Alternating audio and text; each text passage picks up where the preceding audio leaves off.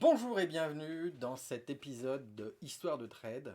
Premier du genre, puisque d'habitude je décris mes opérations plutôt de manière écrite, et là je vais vous le commenter avec mes propres mots sans support papier. Euh, le contexte.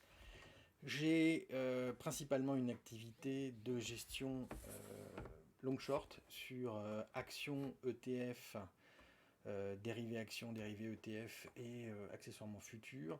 La plus grosse partie de mon portefeuille est située plutôt aux États-Unis et une autre partie de mon portefeuille minoritaire est plutôt située en Europe. Au début de l'année 2021, tout comme à la fin de l'année 2020, j'étais principalement sur la réouverture de l'économie, donc début de cycle économique, c'est-à-dire croissance cyclique long et short, on va dire facilité, bien de consommation courante. Là, sur ce deal Nestlé-Danone, on est aussi dans les biens de consommation courante, mais il m'a semblé que l'écart de performance entre Nestlé et Danone créait une opportunité susceptible d'avoir de la volatilité sur l'horizon de temps qui m'intéresse, c'est-à-dire 3 à 6 mois. Le principal rationnel de ce trade long Nestlé short Danone, c'est ça, c'est la différence de performance fondamentale entre les deux. Accessoirement, il y avait une opportunité à ce moment-là technique avec un catalyseur précis qui était le changement de management au sein de Danone qui, selon moi, améliorait encore le profil de divergence de performance entre les deux valeurs. Je vous propose donc de démarrer tout de suite avec une petite description de chacune des sociétés. Alors, il faut juste que je retrouve mon petit écran. Hop, ça n'est pas ça, ça n'est pas ça. J'en ai juste 50 en cours, c'est pas grave. Hop, hop, hop, hop, hop. Je pense qu'il n'est pas là. Bien sûr, c'est toujours plus facile dans les répétitions que en vrai. Voici. Voici donc la différence. Alors, ce sont des chiffres qui me viennent de chez Zach ou Bloomberg ou mon logiciel de trading. BN, c'est le code de Danone. Nestlé, c'est le code de Nestlé. NESN. Comme vous le savez, Nestlé est coté en Suisse, Danone en France, donc Euronext et SIX. Différence de devise de cotation, hein, puisque Danone est coté en euros et Nestlé en francs suisses. Pour info, quand même, la différence de market cap, c'est un peu moins à l'époque, hein, 49 000, parce que ça, ce sont les données de fin février. Market cap de Danone, un peu moins de 49 millions en dollars, 49 milliards en dollars. Market cap de Nestlé, 306 milliards. Donc là, vous avez les chiffres en devises de cotation. Donc 40 milliards d'euros, 277 milliards de francs suisses. Je fais un petit rappel, ça c'est pas forcément très utile, des prévisions des analystes sur les résultats par action, donc on va cacher ça. Euh, Prévision de croissance, ça m'intéresse pas non plus. Hop, prévision de croissance des résultats pour l'année en cours. Danone 0,23, Nestlé 4,13. Pour l'année suivante, avantage cette fois à Danone 10%, 6,7% pour Nestlé, un peu moins de 5% pour l'année 3 et 6,5% pour l'année 3 pour Nestlé. Donc clairement, en termes de profil de croissance des résultats, Nestlé gagnant. Vous avez là les différences de PE. Bon, il est clair que alors PE FY1 c'est full year number one, donc l'année en cours. Avantage à Nestlé. Je rappelle que le PE n'est pas un indicateur de cherté d'une société sur un marché, c'est un indicateur de qualité, hein, sauf valeurs totalement extrêmes. Enfin là, on est sur des secteurs, quand même, un secteur assez traditionnel. Donc 17,5 pour Danone, un peu moins de 22 pour Nestlé sur l'année en cours. L'année prochaine, 15,8 sur Danone, 20,6 pour Nestlé. Qu'est-ce que ça nous dit, cette différence? Ça veut dire que tout simplement le marché est très clairement dans une croix plus à la croissance des résultats de Nestlé que celle de Danone. Le PEG, c'est le PE divisé par la croissance des résultats. Donc c'est clairement très élevé pour Nestlé. Un petit chiffre un peu bizarre parce que lié au fait que le taux de croissance des résultats de Danone est un peu faible pour l'année en cours. Ratio dette long terme sur fonds propres, là encore à l'avantage de Nestlé. On est à près de 100, non, c'est pas un multiple, c'est un pourcentage. Près de 100% pour Danone, 61% pour Nestlé. Encore avantage sur la marge nette des 12 derniers mois, 9,7% Danone, 14,38% pour Nestlé. Petite typo, rendement du dividende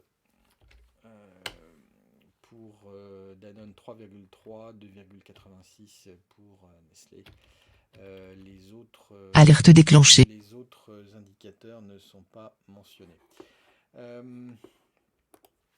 c'est pas forcément très très pertinent. Le pourcentage de variation sur le résultat de cette année. Par contre, outre le catalyseur que j'ai identifié, dont je vais vous parler, j'avais quand même noté la date des prochains résultats trimestriels, savoir fin juillet pour les deux sociétés. Voilà pour les chiffres. Je vous propose de passer à un autre aspect qui est l'aspect technique. Et en l'occurrence, l'aspect technique, on va le voir ici. Voilà. Donc aujourd'hui, on est le 7 décembre. Vous avez là un graphe. Alerte déclenchée. Excusez-moi pour ces alertes. Un graphe qui est le graphe du spread, c'est-à-dire le ratio entre le cours de Nestlé divisé par et donc le cours de Danone. C'est comme ça qu'on graphe qu'on fait l'analyse technique de ce type d'opération-là. Évidemment, on regarde aussi le graphe pour le timing de Nestlé et le graphe pour le timing de Danone pour éviter les pièges, mais moi j'aime bien quand même cette présentation qui est assez synthétique et assez bien foutue. Ce qu'on peut constater quand même, c'est que depuis un moment, Nestlé, donc Nestlé au numérateur, Danone au dénominateur, depuis un moment, Nestlé surperforme très fortement Danone, puisque là, on est à un plus bas aux alentours de 1,16 depuis 2016. Et arrivé en mars 2020, au cœur de la crise, on arrive à 1,9. Donc c'est quand même une surperformance très forte. Tiens, si je calcule cette surperformance entre mai 2018 et le cœur de la crise, c'est-à-dire grosso modo la semaine du 16 mars, on arrive quand même à plus 50% en l'espace de 1 an et 9 mois, ce qui est quand même assez fort, compte tenu du fait que ce sont deux entreprises extrêmement comparables dans des métiers très proches, malgré leur différence de taille. Donc c'est un deal, un trade que j'ai déjà eu l'occasion de faire, en l'occurrence de fin septembre, à peu près ici, que je dise pas de bêtises, voilà, de fin septembre 2019, où j'avais vu un tournant dans les marchés et jusqu'à à peu près mi-février, avant l'éclatement de la crise du Covid et la chute des marchés, tout simplement parce que mi-février 2020, j'ai adapté mon portefeuille long short pour prendre en compte le risque Covid. Et donc j'étais sorti à ce moment-là après avoir fait une plus-value intéressante. J'aurais peut-être pu rester, ça m'aurait effectivement permis de passer d'un ratio de 1, grosso modo 1,7 à beaucoup plus. On ne peut pas refaire l'histoire. Toujours est-il que pour moi, il était clair qu'il y avait un problème de performance, de divergence de performance entre Nestlé et Danone. Et donc, le marché était d'accord avec ça. J'étais d'accord avec le marché, si vous préférez. Et donc, à partir du moment où on a commencé à voir des rumeurs de départ d'Emmanuel Faber de la direction de Danone, euh, le cours de Danone s'est redressé par rapport, donc a surperformé par rapport à celui de Nestlé. Ça se voit ici de fin 2020 à fin février 2021. Et le 5 mars, les rumeurs étant commençant à se concrétiser, en tout cas dans la presse, j'ai décidé de mettre en place ce trade. Il se trouve que le 15 mars, je crois, le conseil d'administration de Danone a décidé de se séparer des services d'Emmanuel Faber euh, et de partir à la recherche d'un nouveau dirigeant. Et donc c'est à ce moment-là que je suis entré. Plutôt bien d'ailleurs.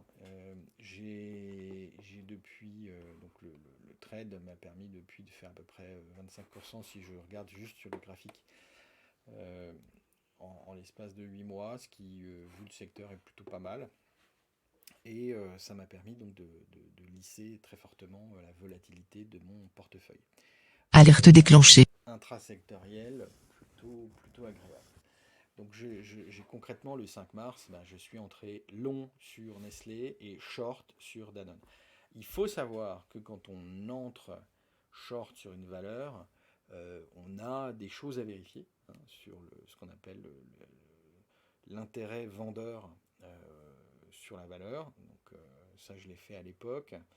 Euh, il faut savoir aussi que vous vous exposez à payer le dividende qui revient au porteur de l'action qui vous a prêté l'action pour la vendre à découvert. Donc il faut prendre Alerte déclenchée. ça dans le calcul de votre performance globale. Et une fois que vous avez fait ça et que vous avez déterminé la taille respective de chaque ligne, qui elle-même dépend de la volatilité de chaque ligne, et ben là vous pouvez, si le timing est bon, mettre en place votre opération. Donc, je l'ai fait le même jour pour les deux valeurs. Ça s'est plutôt bien passé au début, puis ça a reflué un petit peu, et puis finalement depuis août 2021, on peut dire que ça a très très bien fonctionné. Chose intéressante, là, on est pile poil sur ce qui pourrait être un double top sur cette paire. Donc, Alerte déclenchée. moi, sincèrement, je ne pense pas que la divergence de performance entre Nestlé et Danone va s'arrêter du jour au lendemain. Je pense qu'elle est plus forte que jamais.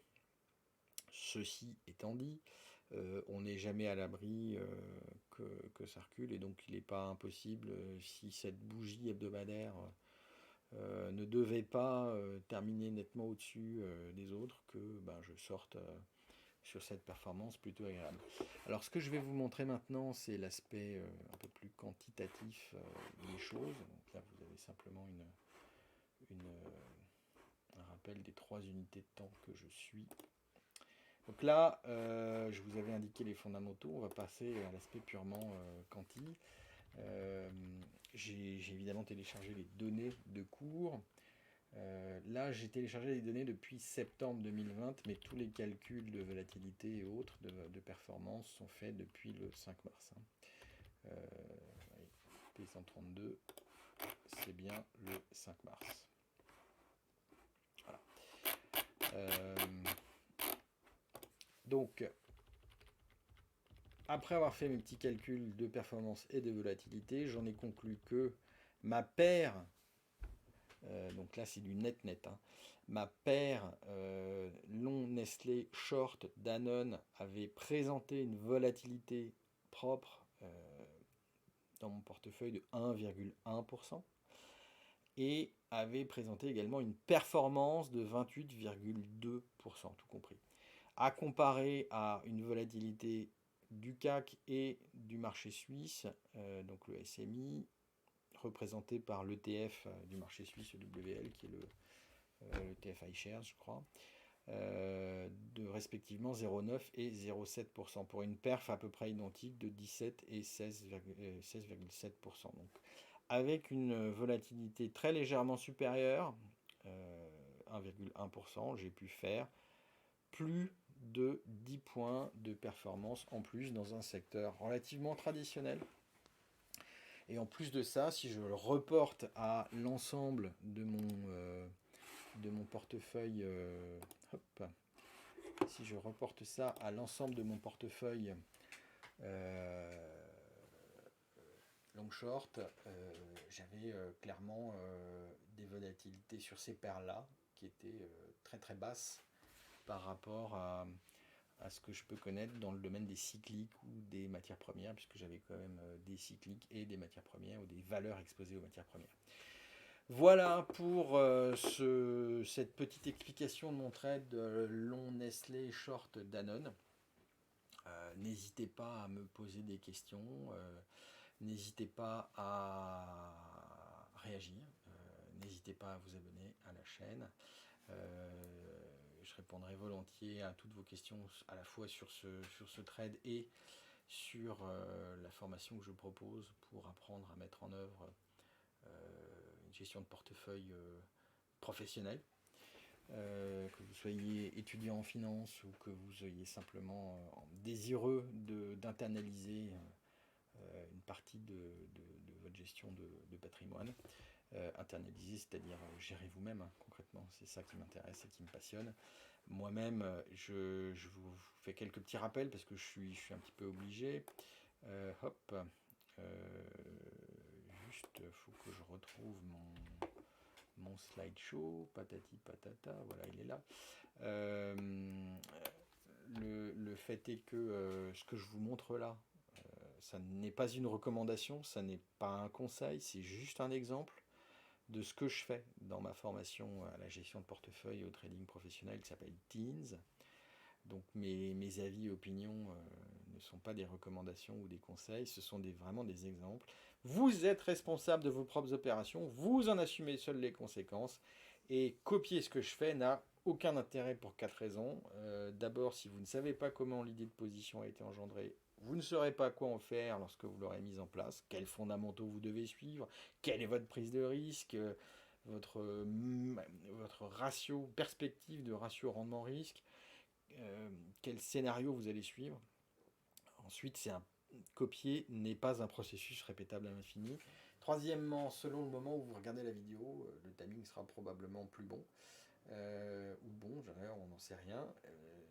Et pour finir, la plupart de mes positions font l'objet d'une couverture. Alors, c'est ma spécialité, donc si vous ne comprenez pas ce que c'est, la seule chose à faire, c'est soit de passer votre chemin, soit tout simplement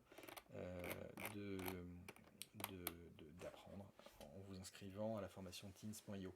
Alors, juste pour mémoire, qui suis-je ? Je suis un Alsacien, je vis en Suisse, j'ai fait des fusions-acquisitions à Francfort. J'ai été fondateur et président d'une société de gestion de portefeuille qui est passée de 0 à 400 millions d'euros d'actifs avec mes associés. J'ai été globalement gérant de fonds pendant 20 ans. J'ai fait du capital développement, donc du non-coté, du LBO toujours non-coté. J'ai fait de la small cap, j'ai fait de la gestion diversifiée. J'ai une performance annuelle moyenne facilement vérifiable de 8% pendant 10 ans. En gestion cotée sans levier évidemment. Aujourd'hui je suis gérant, trader pour compte propre via ma propre société. Je suis administrateur et président du conseil d'assurance de 2 petites sociétés cotées dans le domaine de l'énergie et par ailleurs d'une société non cotée dans le domaine de la post-production audiovisuelle. Je suis évidemment le créateur du programme Teens et l'animateur de Teens Hedging Club. Voilà, ça me fait toujours très plaisir de parler de ce que je fais avec passion, mais en essayant quand même d'avoir un peu d'esprit de synthèse. Et je vous dis à très bientôt sur les ondes. N'hésitez pas à réagir. Merci.